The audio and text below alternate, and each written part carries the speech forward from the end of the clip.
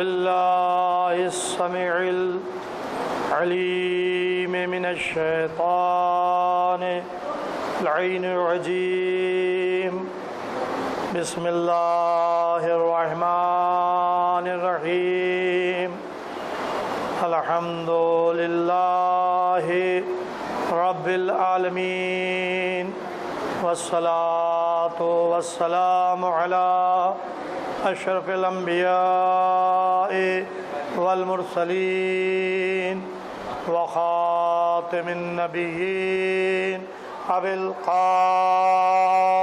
محمد وعلى أهل بيته الطيبين الطاهرين المعصومين ولعنة الله على أعدائهم أجمعين أما بعد فقد قال سبحانه تبارك وتعالى في قرآن مجيد والفرقان الحميد وهو أصدق الصادقين وقوله الحق بسم الله الرحمن الرحيم إن الدين عند الله الإسلام صلوات شباب بھائی آگے آ جائیے بھائی تھوڑا ادھر آپ بھی ادھر آ جائیے بھائی پیچھے بیٹھیں گے اچھا ان کو ادھر بیٹھیں یہاں پہ جگہ ہے آپ بھی آ جائیے بھائی تھوڑا ادھر آ جائے سمیٹ ہے پیچھے ادھر آئیں گے نا عزیزوں آج اس سزا خانے کی یہ تیسری مجلس ہے 2 محرم الحرام عنوان بیان ہے اللہ کا پسندیدہ دین اسلام ہے لہذا میں نے سورہ آل عمران کی 19ویں آیہ کریمہ کے ایک ٹکڑے کو اس مجلس کا سرنامہ کلام قرار دیا ہے ارشاد الہی ہو رہا ہے ان الدین یقیناً دین عند اللہ اللہ کے نزدیک اسلام ہے یہ کس میں ذکر آیا یہ قرآن میں ذکر آیا قرآن کس کی کتاب ہے اللہ کی کتاب کلام الہی اب یہ ایک اور سوال پیدا ہوتا ہے کیا قرآن مسلمانوں کی کتاب ہے یہ جملہ صحیح نہیں ہے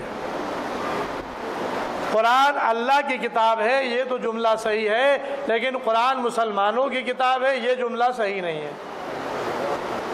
اس لیے کیا اللہ سے مسلمانوں کا ہے تو آپ کا کیا جواب ہوگا اللہ ساری کائنات کا ہے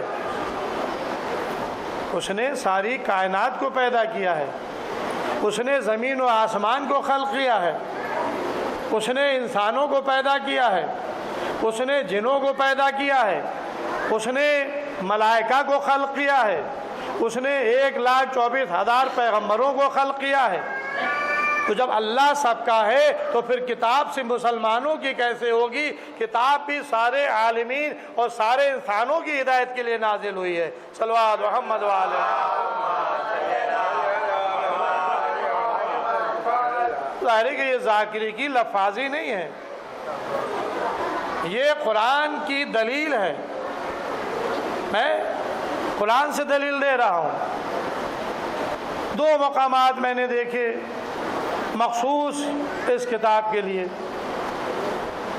ایک تو شروع ہی میں جب آپ قرآن مجید کھولیں گے اور پہلا سورہ دیکھیں گے تو سورہ البقرہ کی ابتدا الف لام میم بسم اللہ کے بعد الف لام میم ذالک الکتاب لا ریب فیہ ھدی للمتقین حروف مقطعات سے سورہ کی ابتدا ہو رہی ہے بسم اللہ پہلے ہے یعنی سورہ کی ابتدا بسم اللہ سے ہے یہ بات ذہن میں نہ رہے کہ بسم اللہ کوئی الگ شے نہیں بسم اللہ کے بغیر سورہ ہی نہیں شروع ہوتا ہے سوائے ایک سورے کے میں بعد میں عرض کروں گا کسی دن تو لہذا بسم اللہ کے بعد حروف مقطعات الف لام میم، جسے قطع کر کے الگ الگ کر کے پڑھا جاتا ہے۔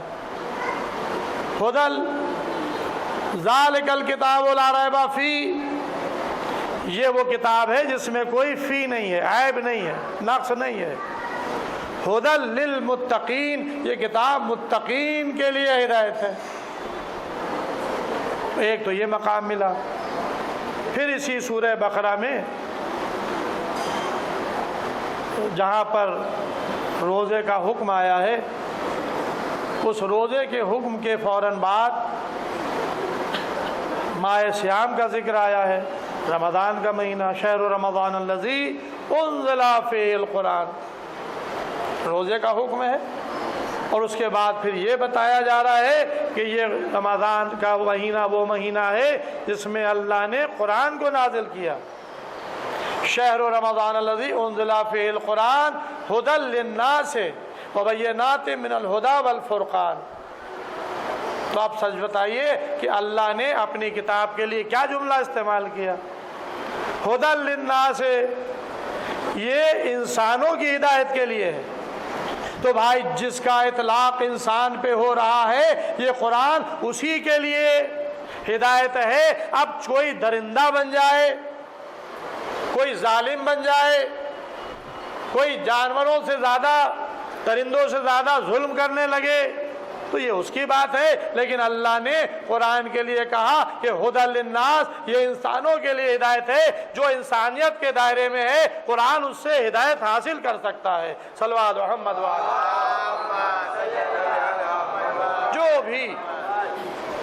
جو بھی انسانیت کے دائرے میں ہے وہ قرآن سے ہدایت حاصل کر سکتا ہے۔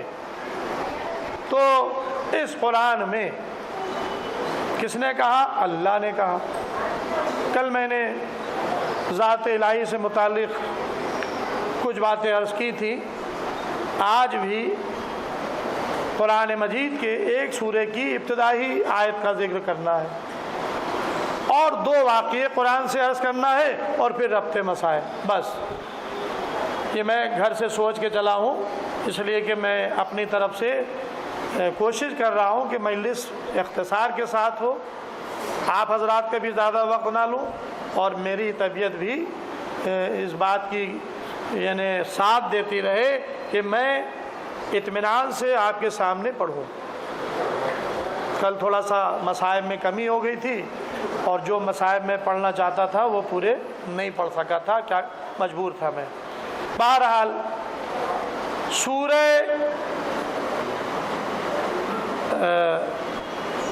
تبارک الذی، یہ قرآن مجید کا سورہ ہے جسے سورہ الملک بھی کہتے ہیں۔ اس کی ابتدا ہو رہی ہے تبارک الذی بیدہ الملک وہو علی کل شیء قدیر، بس اس سے زیادہ آگے نہیں بڑھوں گا۔ تبارک الذی بیدہ الملک، بابرکت ہے وہ ذات جس کے قبضہ اختیار میں ملک ہے، وَهُوَ عَلَى كُلِّ شَيْءٍ قدیر، اور وہ ہر شے پر قادر ہے۔ ظاہر ہے کہ اگر اسی موضوع کو میں لوں 1 گھنٹے سے زیادہ نکل جائے گا اور پتہ بھی نہیں چلے گا، لیکن مجھے اس موضوع کو لے کر تفصیلات میں نہیں جانا ہے۔ میں نے صرف قرآن کی آیت پڑھی ہے اور اس کا ترجمہ کرنا چاہتا ہوں، بس۔ اللہ نے اپنا تعارف کرایا۔ میں نے کہا نا کہ اللہ کو کیسے پہچانے، اللہ کون ہے؟ کوئی سوال کرے جو اللہ کو نہ مانتا ہو کہ اللہ کون ہے، تو ہم اللہ کا تعارف اسی کے کلام سے کرا رہے ہیں۔ تبارک الذی بیدہ الملک، بابرکت ہے وہ ذات جس کے قبضہ اختیار میں ملک ہے۔ اب یہ ملک ہندوستان نہیں، پاکستان، ایران، عراق نہیں۔ جب لفظ ملک اس نے استعمال کیا تو پوری کائنات اس کے قبضہ اختیار میں ہے، اس لیے کہ وہ کائنات کا مالک ہے، کائنات کا خلق کرنے والا ہے۔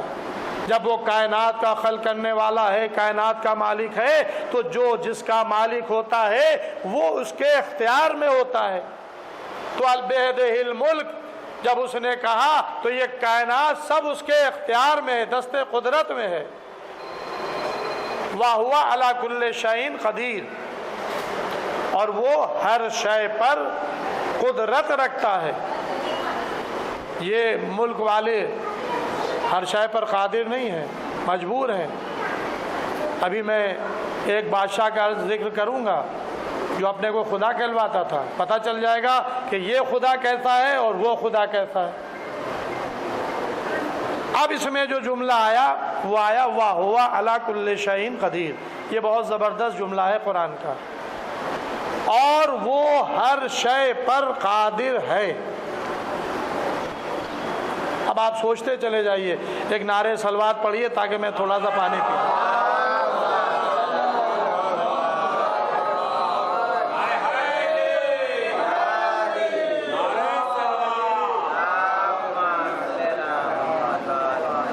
یہ جملہ بڑا گہرائی والا جملہ ہے، آپ اس کی عظمت سے واقف نہیں ہوں گے، اور ظاہر ہے کہ ہم لوگ اتنی معرفت ہی نہیں رکھتے ہیں قرآن کی، لیکن میں آپ کو اپنے دو قرآنی واقعوں سے اس جملے کی عظمت کا اندازہ بتانا چاہتا ہوں کہ اندازہ لگائیں کہ وہ کتنا زیادہ پاورفل ہے۔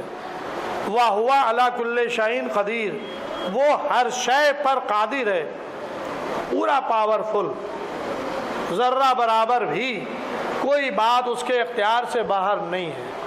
یہ ہر کسی بادشاہ کے اختیار سے میں ہے ہی نہیں جو اس نے اپنی ذات کا تعارف کرایا ہے۔ وَهُوَ عَلَى كُلِّ شَيْءٍ قَدِيرٌ، اور وہ ہر شے پر قادر ہے۔ اب آئیے دکھاؤں میں آپ کو، سورہ یونس آپ پڑھیے گا، اور سورہ یونس میں جناب یونس علیہ السلام کا واقعہ پڑھیے۔ میں اختصار سے پڑھ رہا ہوں، سورہ یونس میں جناب یونس علیہ السلام کا واقعہ پڑھیے۔ جناب یونس جس قوم میں تھے، ظاہر ہے کہ نبیوں کی قومیں نافرمان نکلیں اور اکثر نبیوں نے ان کے لیے بد دعا کی۔ جناب یونس سمجھاتے رہے لیکن قوم والے نہیں مانے، نہیں سدھرے۔ نبی، اب ظاہر ہے کہ آج کا مولوی اگر سمجھائے گا تو کیا سدھرے گا آدمی، جب نبیوں کے سدھارنے سے نہیں سدھرے، ظاہر ہے کہ اس کے لیے پھر کیا کیا جائے، یہ بھی سب قانون میں ہے۔ لیکن جناب یونس نے آخر میں بد دعا کی اور شہر سے باہر چلے گئے۔ اب شہر سے جب باہر نکلنے لگے تو راستے میں دریا مل گیا۔ اب ان کو دریا کو پار کرنا تھا، ایک کشتی تھی، یہ کشتی میں سوار ہو گئے۔ اب غور سے آپ واقعے کو سنیے گا، اختصار سے میں عرض کر رہا ہوں۔ جناب یونس علیہ السلام اس کشتی پر سوار ہو گئے، کشتی پر اور بھی بہت سے لوگ بیٹھے ہوئے تھے۔ جب کشتی چلنے لگی طوفان آ گیا اور وہ کشتی جو تھی سرداب میں پھنس گئی، چکر میں آ گئی۔ جناب یونس اس میں بیٹھے ہوئے ہیں اور غالباً وہ لوگ جو بیٹھے تھے وہ جناب یونس کو پہچانتے نہیں تھے۔ انہوں نے کہا شاید کوئی غلام اپنے آقا سے فرار اختیار کر رہا ہے۔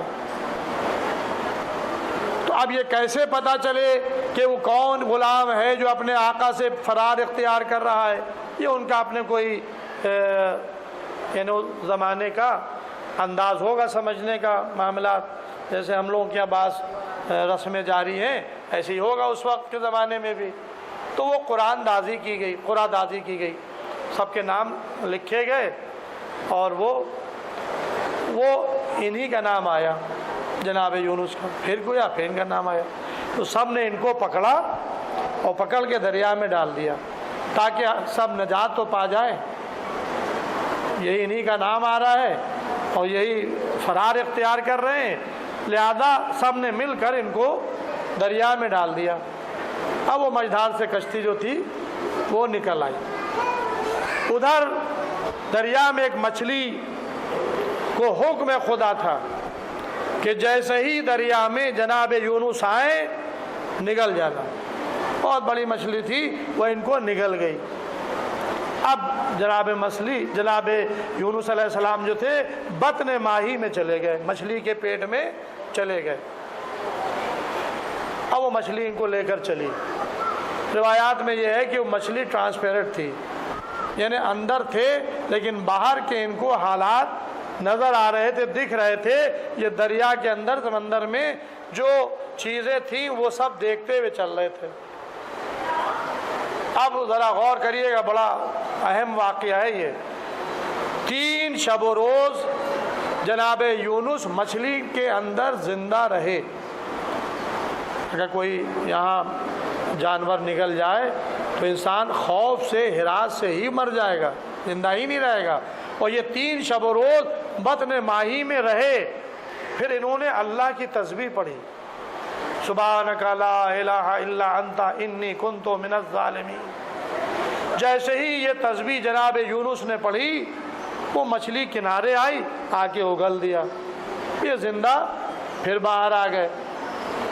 اب میں جس بات کے لیے زحمت دینا چاہ رہا تھا اس واقعے کو بیان کر کے نتیجتاً وہ اب میں بیان کر رہا ہوں۔ قرآن کے اس واقعے میں اللہ ارشاد فرماتا ہے کہ اگر یونس تسبیح نہ پڑھتے تو ہم قیامت تک ان کو بطن ماہی میں رکھتے۔ اب ذرا غور کریں، آپ کسی انسان کو ایک کوٹری میں بند کر دیں، کھانا پانی اس کا بند کر دیں، وہ یوں ہی بھوک و پیاس سے مر جائے گا۔ اور اللہ کہہ رہا ہے کہ اگر یہ یونس تسبیح نہ پڑھتے تو ہم ان کو قیامت تک اسی مچھلی کے پیٹ کے اندر رکھتے۔ یعنی قیامت یعنی جو ابھی آئی بھی نہیں ہے، جس کا انتظار ہو رہا ہے، ابھی تو ہمارے پہلے امام آئیں گے، امام حکومت کریں گے، رجت ہوگی اور ائمہ آئیں گے، سینکڑوں سال جو ہے وہ حکومتیں ہوں گی، سارے واقعات تاریخ میں موجود ہے۔ قیامت آئے گی، یہ ہمارا عقیدہ ہے اور ایک ہر مسلمان کا عقیدہ ہے، ہر نبی نے بتایا ہے، قرآن میں اس کا ذکر ہے، اور قیامت اصول دین کے اندر ہے، عقیدے کے اندر ہے۔ تو اللہ نے کیا کہا کہ اگر یونس تسبیح نہ کرتے تو ہم ان کو قیامت تک اسی مچھلی کے پیٹ میں رکھتے، 3 دن زندہ رہے اور اس کے بعد مچھلی سے باہر آ گئے۔ تو اب ذرا غور کریں کہ اللہ کتنا بڑا قادر ہے، وَهُوَ عَلَى كُلِّ شَيْءٍ قَدِيرٌ۔ اللہ ہر شے پر قادر ہے کہ وہ یونس کو مچھلی کے پیٹ میں قیامت تک زندہ رکھ سکتا ہے۔ صلوات محمد وآل محمد۔ اب بات آ گئی ہے تو ایک جملہ کہہ دوں، جب وہ یونس کو قیامت تک بطن ماہی میں زندہ رکھ سکتا ہے تو اگر اس نے ہمارے امام کو 1200 سال گزر گئے ہیں اس کائنات میں زندہ رکھا ہے تو آپ کو تعجب کیوں ہے؟ صلوات محمد وآل محمد۔ ہر شے پر قادر ہے، اس نے ہمارے 12ویں امام علیہ السلام کو زندہ رکھا ہے، جب چاہے گا حکم دے گا امام ظاہر ہوں گے، اور جو دنیا ظلم و جور سے بھری ہوئی ہے اس کو عدل و انصاف سے پر کر دیں گے۔ اب اور منزل آگے بڑھ رہی، وہ اس سے بھی زیادہ باریک ہے، اس سے بھی زیادہ خطرناک معاملہ ہے۔ وہ کیا ہے؟ وہ ہے جناب ابراہیم علیہ السلام کا واقعہ۔ جناب ابراہیم، واقعے کی تفصیلات میں نہیں جاؤں گا۔ جناب ابراہیم علیہ السلام عبد الہی، خلیل خدا، نبی خدا، رسول خدا، اولو العزم پیغمبر، اور اللہ نے ان کو امامت کے درجے پر بھی فائز کیا، انسانوں کے لیے امام بھی بنایا۔ یہ 6 درجے جناب ابراہیم علیہ السلام کو اللہ کی طرف سے عطا ہوئے ہیں، اور جناب ابراہیم بت شکن بھی ہیں۔ بت شکنی کے بعد جناب ابراہیم کو نمرود کے دربار میں طلب کیا جاتا ہے۔ نمرود اپنے دور کا سپر پاور تھا، جیسے آج کا امریکہ جس کو چاہتا ہے جہاں چاہتا ہے بیٹھال دیتا ہے، حکومت دے دیتا ہے۔ تو اس وقت کا نمرود پاورفل انسان تھا، اور ایسا پاورفل انسان تھا کہ اپنے کو خدا کہلوا رہا تھا۔ خدا کہلوا رہا تھا۔ جناب ابراہیم کو بلایا گیا دربار میں اور کچھ شکنی کے بارے میں پوچھا گیا۔ اب جناب ابراہیم نے جواب دیا ہے، اور جو وہ جواب ہے وہ بالکل صحیح ہے۔ لوگ اکثر غلط طریقے سے بیان کر دیتے ہیں، لیکن میرا انداز یہ ہے کہ بھائی قرآن کے واقعات میں خیانت سے کام نہ لو، ورنہ ذمہ دار تم ہو گئے۔ جناب ابراہیم نے کہا کہ وہ بڑے بت نے توڑا ہے، یہ خیانت ہے، یہ جناب ابراہیم کی طرف الزام ہے۔ جناب ابراہیم نے یہ نہیں کہا تھا کہ بڑے بت نے توڑا ہے۔ توڑے بت جناب ابراہیم علیہ السلام نے، جتنے بھی بت کدے میں بت رکھے ہوئے تھے ایک تیشے سے سب کو توڑتے چلے گئے، اور بڑے بت کے پاس جا کر وہ تیشہ کلہاڑی رکھ دی، چلے آئے۔ اب جو لوگ پہنچے تو دیکھا سب بت کدے کے بت جو ہے وہ ٹوٹے پڑے ہوئے ہیں، اور ایک تیشہ جو ہے وہ بڑے بت کے پاس رکھا ہوا ہے۔ یہ بادشاہ کو بتا دیا گیا تھا۔ تو جناب ابراہیم سے جب پوچھا گیا کہ ابراہیم یہ بت کس نے توڑے، تو جناب ابراہیم نے کہا جو ان کا بڑا ہے اس سے پوچھ لو، وہ بتا دے گا۔ اور کیے گا ایک نعرے صلوات۔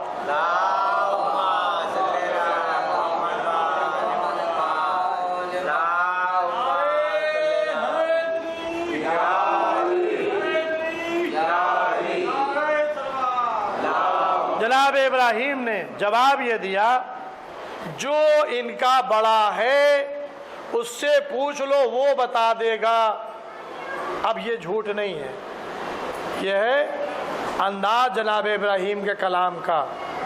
جناب ابراہیم کہہ رہے جو ان کا بڑا ہے، تو اب ان کا بڑا کون ہے؟ تو اللہ سے بڑا کوئی نہیں ہے۔ ابراہیم کے ذہن میں بھی یہی تصور ہے کہ ہم جس کو بڑا کہہ رہے ہیں وہ رب العالمین ہے، وہ خالق ہے۔ لیکن سامنے والا اس کلام کو نہیں سمجھ سک رہا ہے، وہ یہ سمجھ رہا ہے کہ یہ بڑے بت کی طرف اشارہ کر رہے ہیں کہ جو ان کا بڑا ہے اس سے پوچھ لو۔ اور ظاہر ہے کہ اللہ تک تو جاہلوں کی اور کافروں کی رسائی نہیں تھی، انہوں نے فوراً یہ کہا کہ وہ کیا بتائے گا، جو ان کا بڑا ہے اس سے پوچھ لو۔ تو اب ان کے نزدیک وہ بڑا بت تھا جو ٹوٹنے سے رہ گیا تھا اور تیشہ اس کے پاس رکھا تھا، تو سب نے اس بات کا اقرار کیا نمرود کے سامنے کہ وہ کیا بتائے گا۔ کہا کہ کیوں؟ کہا کہ وہ بول نہیں سکتا ہے، نہ ہماری سن سکتا ہے۔ جیسے ہی یہ کہا اب آپ کو تبلیغ کا موقع مل گیا۔ کہا کہ پھر ایسے بت کی پرستش کیوں کرتے ہو جو نہ تمہاری سن سکتا ہے اور نہ وہ بول سکتا ہے؟ اس خدا کو مانو جو بولنے والا بھی ہے اور سننے والا بھی ہے۔ صلوات محمد والے۔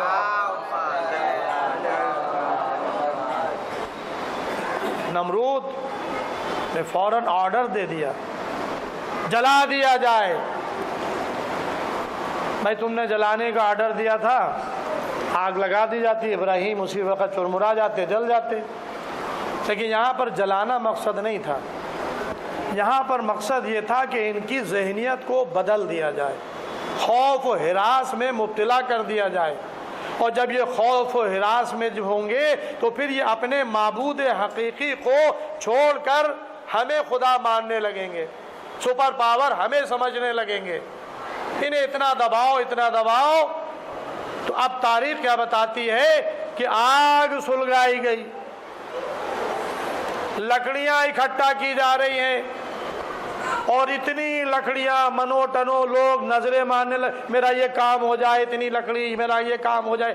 معلومات لکڑی کا انبار ہو گیا اور اس کے بعد اسے روشن کیا گیا۔ شعلے اتنے بلند تھے کہ اگر کوئی طائر اڑ کر جاتا تھا تو وہ جھلس کر اسی آگ میں گر جاتا تھا۔ یہ کیا ہے؟ یہ جناب ابراہیم کو خوف و ہراس میں مبتلا کیا جا رہا ہے کہ وہ ہمارے اس خوف و ہراس کو دیکھ کر کہ ہم اس آگ میں جلائے جائیں گے۔ جس کے اتنے شعلے بلند ہے کہ اگر بلندی سے کوئی تار اڑ کر جائے تو اس میں گر جائے تو یہ فوراً سلنڈر ہو جائیں اور ہمارا کہنا مان لیں، اپنے خدا کو چھوڑ دیں، ہماری پرستش کرنے لگیں۔ لیکن جناب ابراہیم کے ثبات قدم میں لغزش نہیں آئی۔ جلایا جا رہا ہے تو جلایا جائے، ہم اللہ کے اطاعت اور فرما بردار بندے ہیں، ہم اس کی عبادت کریں گے۔ ہمیں جلایا جا رہا ہے، اگر اسے منظور ہے تو ہم جلنے کے لیے تیار۔ اب یہ ہوا کہ جلایا کیسے جائے؟ تو روایات میں ہے کہ ابلیس ایک بوڑھے آدمی کی صورت میں نمودار ہوا اور اس نے مشورہ دیا، یعنی ہر جگہ مشورہ دینے کے لیے ایسے موقعوں پر ابلیس صاحب آ جاتے ہیں انسانی صورت میں۔ بھائی تمہیں اگر ان کو جلانا ہے تو اب آگ میں کیسے ڈالا جائے، اس کے لیے منجیق بناؤ۔ یہ سب سے پہلے گوپھن جسے کہا جاتا ہے ہندی میں گوپھن، منجیق عربی میں، وہ ایک گوپھن اس نے طریقہ بتایا شیطان نے، یہ سب سے پہلے منجیق بنائی گئی اور ابراہیم کو اس منجیق میں بیٹھالا گیا، اس کے بعد چکر دیے گئے، نچایا گیا، نچا کر کے اب جو پھینکا گیا تو جناب ابراہیم آگ کی طرف چلے۔ اب میں نے کہا تھا کہ یہ واقعہ اس سے زیادہ باریک ہے، اب غور کریں۔ جس ادھر تو یہ زمین پر ہو رہا ہے نمرود کے حکم سے، ادھر ملائکہ خداوند عالم کی بارگاہ میں استدعا کر رہے، اے پروردگار تیرا ایک بندہ زمین پر تیری عبادت کر رہا ہے، تیرا خلیل بھی ہے، تیرا عبد ہے، تیرا نبی ہے، اور اسے جلایا جا رہا ہے اور تو دیکھ رہا ہے، کیا ہم کو اجازت ہے کہ ہم جا کر ابراہیم کی مدد کریں؟ پانی کا ہوا کا فرشتہ آگے بڑھتا ہے، ہوا کے فرشتے نے اجازت چاہی، ہوا کے فرشتے کو اللہ نے اجازت دے دی کہ میں ایسی ہوا چلاؤں گا کہ یہ آگ نمرود کے قصر کو جلا کر راکھ کر دے گی۔ ہوا کا فرشتہ آیا، اے خلیل خدا میں حاضر ہوں، ابھی ہوا کا جھونکا چلے گا، یہ ساری آگ قصر نمرود کو جلا کر راکھ کر دے گی، کیا اجازت ہے کہ میں آپ کی مدد کروں؟ نہیں، چلے گئے۔ پانی کا فرشتہ آگے بڑھا، اجازت اللہ سے لے کر چلا، میں مدد کے لیے جاؤں؟ کہا جاؤ، اجازت ہے میری۔ لیکن جب ابراہیم کے پاس آئے، اے ابراہیم کیا مجھے اجازت دیتے ہیں کہ میں ابھی پانی برسے اور یہ ساری آگ ٹھنڈی ہو جائے؟ ابراہیم نے کہا نہیں، ہمیں تمہاری مدد کی ضرورت نہیں۔ اب ذرا غور کرتے چلے جائیں کہ کتنا زیادہ ایمان اللہ کی ذات پر ابراہیم کو ہے کہ ملائکہ مدد کے لیے آ رہے ہیں، پانی کا فرشتہ آ رہا ہے، ہوا کا فرشتہ آ رہا ہے، کوئی اور کہتا تو فوراً ہیلپ لے لی جاتی، ارے بھائی یہ نمرود والے نہیں ہیں، یہ تو اللہ والے ہیں۔ مسئلہ ہوتا نا کہ یہ فلاں والا، یہ فلاں والا ہے، تو بھائی یہ نمرود والے نہیں ہیں جن سے ہم مدد مانگ رہے ہیں، جو شرک کا دھبا لگ جائے، ارے یہ تو اللہ سے اجازت لے کر آئے ہیں، ہماری مدد کے لیے آئے ہیں، چلو ان سے مدد لے لو۔ ذرا غور کرتے چلے جائیں بات، شرک کا دھبا لگ جائے گا، مدد مانگ لیں گے۔ آج یہ تو کہا جاتا ہے کہ یہ علی مدد، آپ علی کو مدد کے لیے کیوں بلاتے، شرک کرتے ہیں؟ تو بھائی مدد ہو رہی ہے، ادھر ہوا کا فرشتہ آیا، پانی کا فرشتہ آیا، دونوں سے جناب ابراہیم نے مدد نہیں لی، وہ صرف اللہ کی ذات پر بھروسہ کیے ہوئے ہیں۔ اور اب ظاہر ہے کہ یہ سارے کام جو ہیں وہ اس رفتار میں ہو رہے ہیں کہ گوپھن سے ابراہیم آگ کی طرف چلے ہیں۔ اب اگر نمرود چاہے کہ ہم ابراہیم کو آگ سے جلنے سے بچا لے تو وہ اس کے اختیار سے باہر ہے، پھینک چکا۔ جب تک نہیں پھینکا تھا اس وقت اسے اختیار تھا کہ چاہے وہ آگ میں ڈالے اور چاہے نہ ڈالے، لیکن جب آگ کی طرف پھینکا جا چکے ہیں ابراہیم، تو اب نمرود بھی اگر چاہے بچانا تو وہ نہیں بچا سکتا۔ اب سردار ملائکہ چلے، جبرائیل امین چلے، پروردگار تیرا بندہ جلنا چاہتا ہے، کیا میں ہاں جاؤ تم بھی چلے جاؤ؟ اب میں یہ سمجھتا ہوں کہ میرا ذہن کہہ رہا، میں یہ سمجھتا ہوں کہ قدرت ابراہیم کو جانتی تھی کہ ابراہیم کے پاس اگر ہم 1000 فرشتے بھی بھیج دیں گے تو ابراہیم کسی سے مدد نہیں مانگیں گے، کیونکہ ابراہیم ہم پر ایمان رکھتے ہیں، اور وہ ہے وَهُوَ عَلَى كُلِّ شَيْءٍ قَدِيرٌ، جو ہر شے پر قادر ہے۔ اگر وہ چاہتا ہے ہمیں بچانا تو وہ بچا لے گا، اگر چاہتا ہے کہ جلانا تو ہم اس کی راہ میں جل جائیں گے۔ جب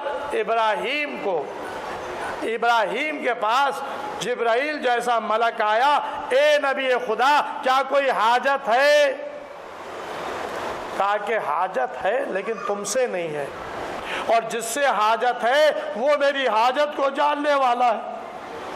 یعنی اللہ کی بارگاہ میں ابراہیم اتنے زیادہ مخلص تھے کہ ہاں جس سے حاجت ہے وہ ہماری حاجت کو جانتا ہے۔ ابراہیم حاجت رکھتے تھے کہ ہم بچ جائیں، لیکن ابراہیم نے ان معصوم ملکوں کی مدد نہیں چاہی، اللہ کی ذات پر بھروسہ کیا۔ بس عزیزو، ایک مرتبہ ابراہیم آگ میں پہنچ رہے ہیں اور ایک مرتبہ قدرت کی آواز آ رہی ہے، یا نار کونی بردن، اے آگ ٹھنڈی ہو جا۔ سلامتی ابراہیم کی سلامتی کے ساتھ، صلوات محمد وآل محمد، آگ ٹھنڈی ہو جا۔ ابراہیم کی سلامتی کے ساتھ آگ ٹھنڈی ہو جا، ابراہیم کی سلامتی کے ساتھ۔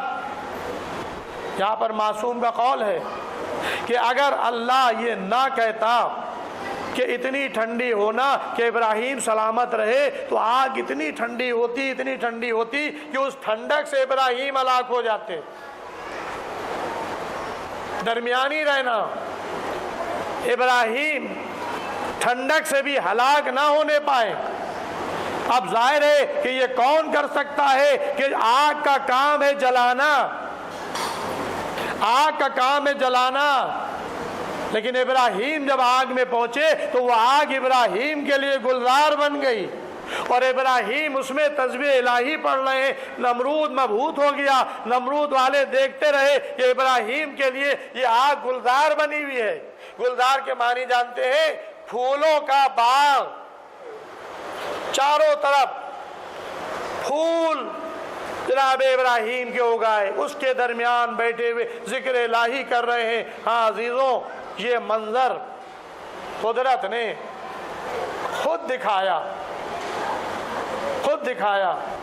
اور دیکھنے والوں نے دیکھا۔ آگ ٹھنڈی ہو گئی، بس اللہ وہ ہے کہ جو ہر شے پر قادر ہے، اس نے آگ کے اندر حرارت رکھی ہے۔ آگ کا کام ہے جلانا فائنلی، لیکن چونکہ اللہ نے آگ میں حرارت رکھی ہے، وہ چاہے تو حرارت کو ٹھنڈک میں بدل دے، لہذا اس نے حکم دیا، آگ ٹھنڈی ہو گئی، ابراہیم سلامت رہے۔ بس نمرود نے حکم دیا کہ ان کو شہر سے نکال دیا جائے، شہر بدر کر دیا جائے۔ ابراہیم چلے گئے۔ اب آئیے ذرا آل محمد کی منزل کو دیکھیں اور شیعہ نے آل محمد کو دیکھیں۔ بس یہ واقعہ ذہن میں آ گیا، میرا پڑھنے کا ارادہ نہیں تھا، طبیعت میری ساتھ دے رہی ہے، لیکن میں جلدی ختم کر دوں گا، یہ آخری واقعہ ہے، میرا ارادہ نہیں تھا، لیکن میں نے اس موضوع کے لحاظ سے اس واقعے کو پیش کرنے جا رہا ہوں تاکہ عظمت آل محمد سمجھ میں آ جائے کہ اللہ کے بعد رسول اور آل رسول کتنے مرتبے پر فائز ہیں۔ اس نے اپنے پاور کو ان کو دے دیا ہے، پاورفل انہیں بنا دیا ہے اس نے۔ ہارون مکی کا واقعہ آپ کے سامنے ہے، سنا ہوا ہوگا، جنہیں نے نہیں سنا ہے وہ سن لیں اس وقت کی مجلس میں۔ ہارون مکی، مکے کے رہنے والے، ہارون ان کا نام تھا، امام جعفر صادق علیہ السلام کے صحابی ہیں۔ سفر امام کے آنے سے پہلے، یہ ہارون مکی کے آنے سے پہلے ایک شخص خراسان کا رہنے والا آیا امام کے پاس اور امام سے کہنے لگا، مولا آپ کے تو بہت چاہنے والے ہیں، آپ قیام کریں، کھڑے ہو جائیں۔ اور اپنا حق لیں. یعنی امام کو مشورہ دے رہا ہے. اب ظاہر ہے کہ جب امام کو کوئی مشورہ دے گا تو پھر امام اس کا امتحان لیں گے کہ تم مجھے مشورہ دے رہے ہو. جب اس نے یہ کہا کہ امام سے آپ کھڑے ہو جائیں، آپ کے چاہنے والے بہت ہیں، لہذا آپ اپنا حق حاصل کر لیں، امام نے کنیز کو حکم دیا کہ ایک تنور روشن کرو جس میں روٹی پکتی ہے. تنور روشن کرو، اس میں لکڑیاں ڈال کے، کوئلہ ڈال کے. جب تنور روشن ہو جاتا ہے، آگ کے شعلے بلند ہونے لگتے ہیں، تب روٹیاں اس میں پکائی جاتی ہے، آپ نے دیکھا ہوگا. تو لہذا کنیز نے تنور روشن کر دیا. جب اس کے شعلے بھڑکنے لگے تو امام نے اس مرد خراسانی سے کہا کہ ذرا اس میں کود پڑو. کہا کہ مولا مجھ سے کون سی خطا ہو گئی ہے جو آپ مجھے جلنے کا حکم دے رہے ہیں؟ میں تو اس میں جل بھن جاؤں گا، مر جاؤں گا. پھر امام خاموش ہو گئے، باتیں ہونے لگی. اسی عرصے میں وہ ہارون مکی آ گئے. ہارون مکی جیسے ہی امام کی خدمت میں پہنچے، امام نے ایک لفظ بھی اس سے نہیں پوچھا کیسے ہو، خیریت تو ہے، کیسے آگے، کچھ نہیں. اس نے سلام کیا، جواب سلام. امام نے کہا اے ہارون مکی، اس تنور میں کود پڑو.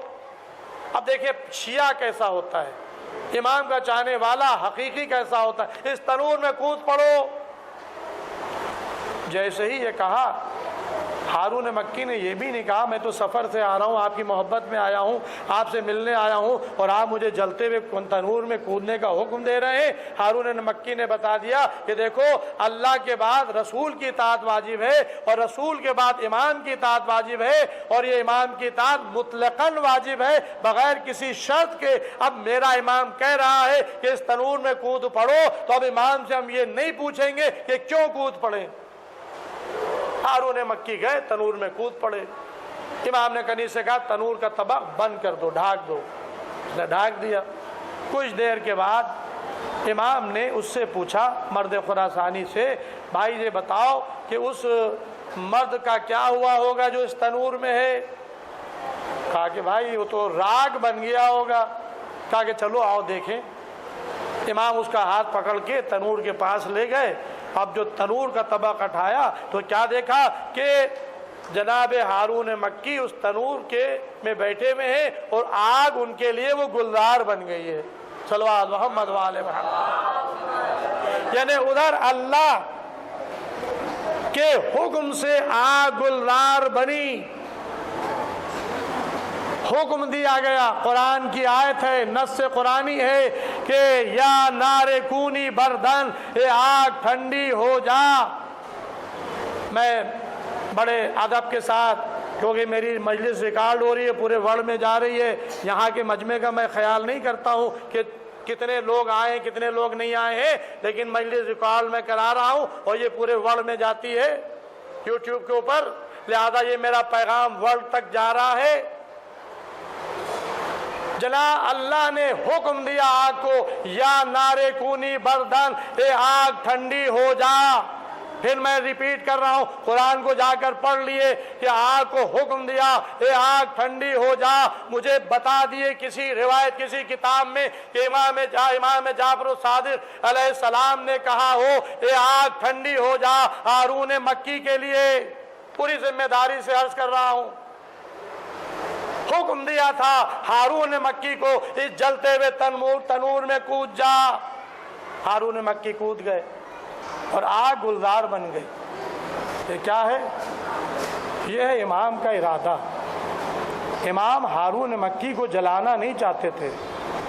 امام ہارون مکی کے ذریعے سے ہارون مکی کا امتحان ہو یا نہ ہو اس کے بارے میں نہیں ڈکلیئر کر رہا ہوں، لیکن ہارون مکی کے ذریعے سے اس مرد خراسانی کو بتانا چاہتے تھے کہ دیکھو میرے شیعہ کیسے ہوتے ہیں، اگر میں جلنے کا حکم دے دوں تو وہ آگ میں کود پڑے، یہ ہے وہ. لیکن دیکھو جو ہمارے چاہنے والے ہوتے ہیں انہیں آگ جلاتی نہیں ہے، انہیں آگ جلاتی نہیں ہے. بس عزیزوں، آج ہم آگ پر ماتم کر کے بتاتے ہیں کہ ہم اللہ پر بھروسہ کرتے ہیں اور اہل بیت کے چاہنے والے ہیں، حسین کے ماتم دار ہیں. زبان پر ہوتا ہے یا حسین اور کہتے ہوئے آگ پر سے گزر جاتے ہیں. صلوات محمد وآل محمد. ایک اور نعرے صلوات.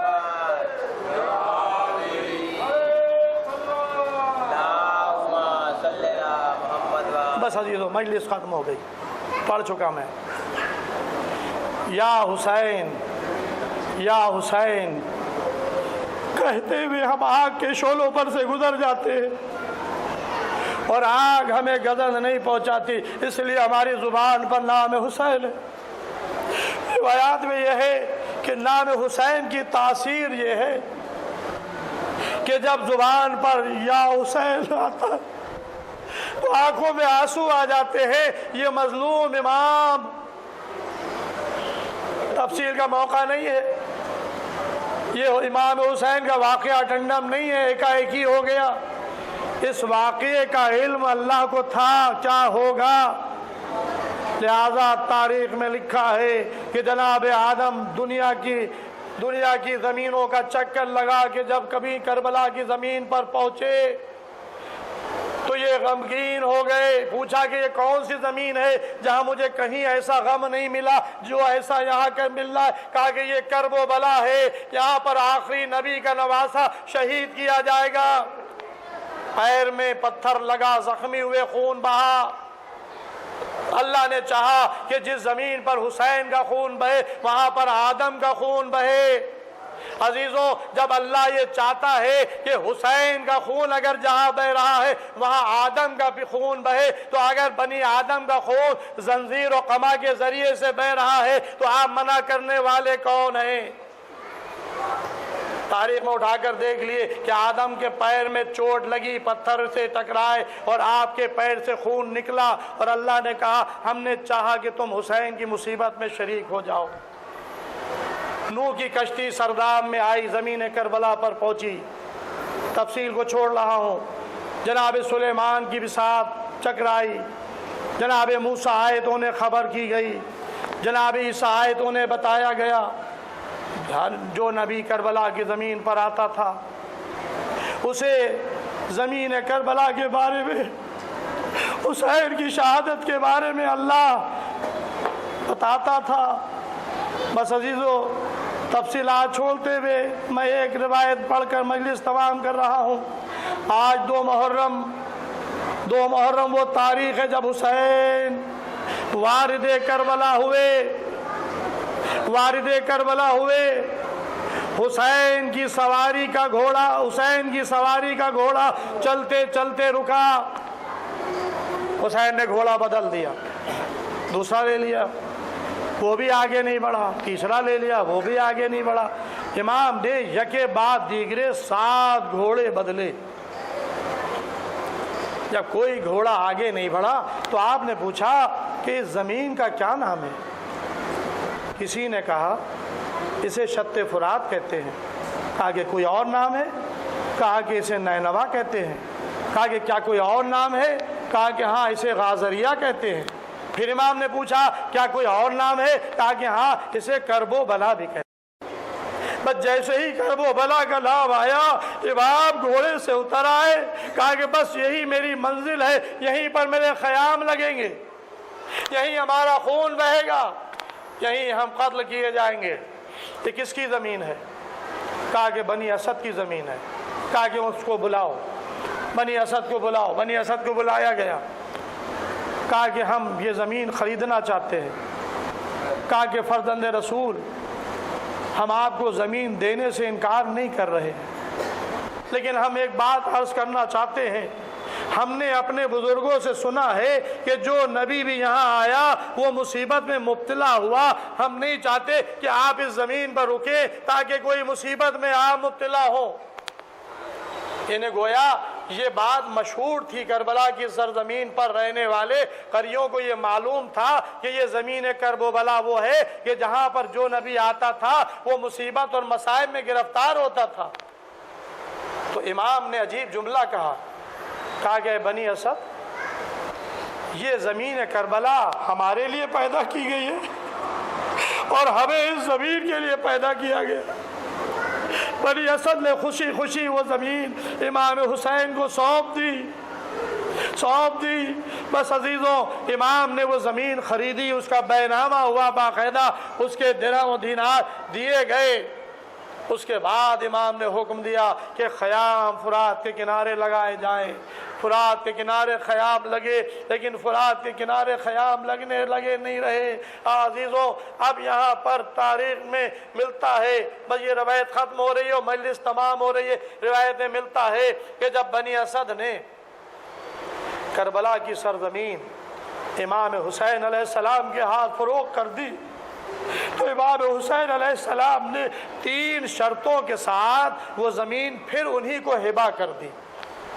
اے بنی اسد، اب ہم اس زمین کے مالک ہیں، اب یہ زمین ہماری پراپرٹی ہے، اب جو آئے گا وہ خود ہماری جگہ آئے گا، ہم کسی سے لڑنے نہیں جائیں گے۔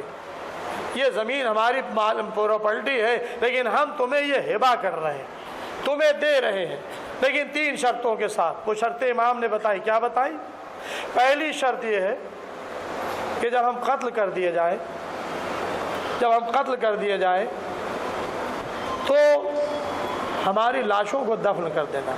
پہلے امام نے فرمایا کہ دیکھو یہاں پر ہماری قبریں بنیں گی، جب کوئی زائر یہاں پر آئے تو اسے 3 دن ٹھہرانا، 3 دن ٹھہرانا، یہاں پر کاشتکاری نہ کرنا، کاشتکاری کرنے سے منع کیا، 3 دن ٹھہرانے کا حکم دیا کہ جب کوئی زائر آئے انہیں 3 دن ٹھہرانا۔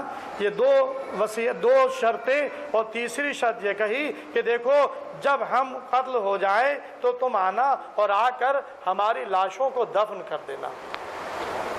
امام کی 3 شرطیں ختم ہو گئیں، لیکن عزیزوں 3 شرطیں بیان کرنے کے بعد امام ایک مرتبہ عورتوں کی طرح مخاطب ہوئے، اے بنی اسد کی خواتین، اگر تمہارے مرد حکومت کے خوف سے نہ آئے تو تم چلی آنا اور آ کر ہمارے لاشوں کو دفن کر دینا۔